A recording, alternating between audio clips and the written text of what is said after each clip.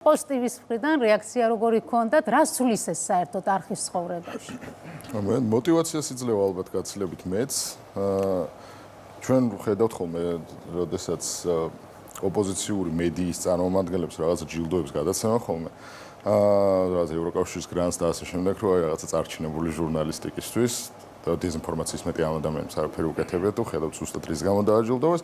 ჩვენ და მიმართ როგორც ეს უხარია, ჩვენც ეს ხო ესეთივე გასახარე, იმიტომ რომ ასეთი უსამართლო სანქცია ნიშნავს, რომ ჩვენ რაშიც აბსოლუტურად არწმუნებულები ვიყავით და ვართ, რომ როგორც ჩვენი მაყურებლის და ისე ზოგადად მოსახლეობის ქვეყნის კურსის ძალიან სწორი ვექტორი გვაქვს არჩეული და ეს ჩამოყალიბებული და ყარად იდეოლოგიზირებული არის ჩვენ არხზე. ამას ესე იგი ძალიან კარგად ვასრულებდით ამდენი ხნის მანძილზე და რა თქმა უნდა უფრო მეტი მოტივაციით გავაგრძელებთ.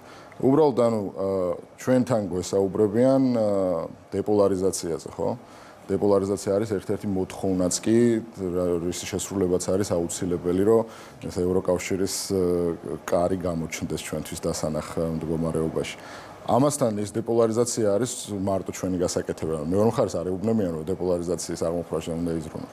ამასთან შემდეგ ისანქცირებენ ტელევიზიებს და გეუბნებიან, რომ აი ამ პირობებშიც კი, როდესაც უხარია ყველას ირგვლივ ის ხალხი, ვისაც დეპოლარიზაცია უნდა მოახდინონ და ვისაც ლეგიტიმაციას აძლევენ ეს ევრობიუროკრატები თუ გარე ძალები, ვის აგენტურასაც წარმოადგენენ.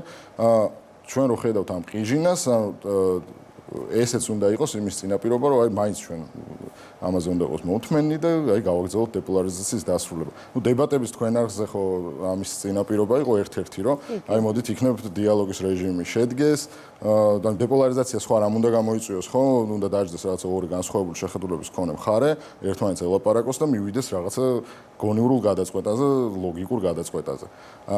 მაგრამ ამაზეც ხო თავიდანვე იყო უარყოფით შეფასებები, ძალიან ბევრი თქვენთან არ მოდიოდა დებატებზე. ეხლა ეს ცალკე მიზეზი გახდა, რომ რახან დასანქცირებულია, იმიტომ არ მოვა. ანუ საბაბი მიეცა აი ამ ხო, რა თქმა უნდა, ამ დასანქცირებას ხო ბევრი მდგენელი აქვს. ერთი არის, რომ იქნებ თავისი ტელევიზიები, ოპოზიციური ტელევიზიები, რომელსაც მაყურებელი საერთოდ არ ყავს და პულსი არ ესინჯება, იქნებ ამათკენ შემოტრიალდეს როგორმე საზოგადოების მზერა, რაც გამორიცხული არის. ყველა ვარიანტში ისე წაგებული თამაშია.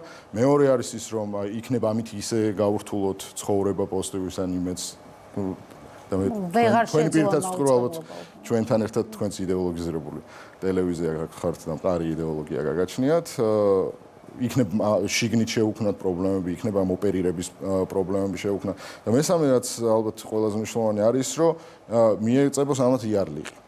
რომ აი საერთაშორისო ბრიტანეთის მთავრობამ გადაწყვიტა, რომ ესენი რუსეთს ეხმარებოდნენ უკრაინაში დესტაბილიზაციის მისაღწევად.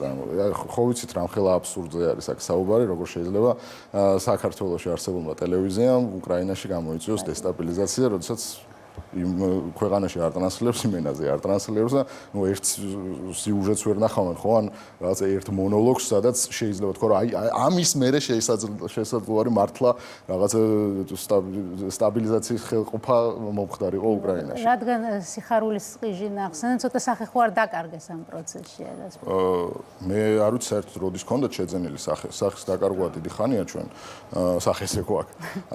ოღონდ ეს არიან ადამიანები, რომელსაც რათა პირველი გაუხარდებათ პოზიტივის და იმედის დახურვა, დასანქცირება კი არა, დახურვა დაარბევა, იმიტომ რომ ამას ხო უხაროდათ, როდესაც იმედი თავის დროს დაარბეს, დღეს ხო ამას ამართლება. ეს არიან ადამიანები, რომელსაც უხარიათ ომი, ახლა დღეს ყიჟინას ვკითხულობდი მე, ირანს ბომბავს ამერიკა და ისრაელი, უირა კარგი არისო და ნეტად ჩვენთან მათ მალე მოვიდნენ. ეს არიან ადამიანები, რომლებიც იმას ამბობდნენ, რომ სირცხვილს გვირჩევნია, ბომბებიც ვიოდეს რუსთაველზე. ოღონდ სირცხვილი რა იყო, ხო, მათ წარმოდგენაში, რომ ჩვენ ჯარისკაცები არ გავგზავნებთ უკრაინაში. ამიტომ სახე რო დაკარგო, იმისთვის სახე უნდა ჯერ გაგაჩნდეს.